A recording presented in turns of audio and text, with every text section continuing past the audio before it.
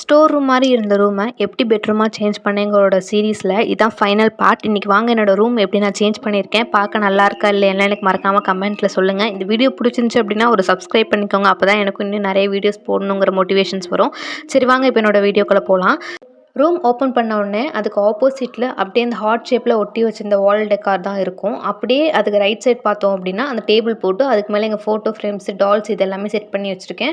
என்னோடய ரூமில் வந்து பெரிய கட்டிலாம் போட முடியாது அப்படிங்கிறனால எனக்கு பிடிச்ச மாதிரி கயிறு கட்டில் போட்டு அதுக்கு மேலே பெட்ஷீட்லாம் போட்டு நீட்டாக அரேஞ்ச் பண்ணி வச்சுருக்கேன்.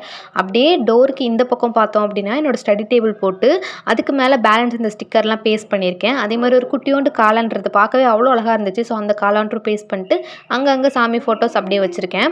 ஸ்விட்ச் போர்டுக்கு கீழேயே என்னோடய ஸ்டடி டேபிள் வந்து போட்டு வச்சுருக்கேன். இங்கே வந்து லேப்டாப்பு, சார்ஜர் அந்த மாதிரி ஐட்டம்ஸ்லாம் வச்சுருக்கேன். அது கீழேயே நான் டெய்லி ஸ்டடி பண்ணுற நோட்ஸ் எல்லாமே ஸ்டோர் பண்ணி வச்சுருக்கேன்.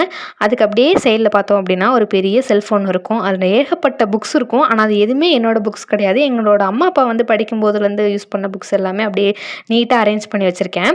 இந்த இடம் வந்துட்டு எனக்கு ரொம்ப ஸ்பெஷலான ஒரு இடம். ஏன்னா எனக்கு தேவையான திங்ஸ்லாம் நான் அப்படியே எடுத்துக்கலாம்னு சொல்லிட்டு அப்படியே என் கை கெட்டினா அப்படியே என்னோடய ஹைட்டுக்கு ஏற்ற மாதிரி அப்படியே வச்சுருக்கேன்.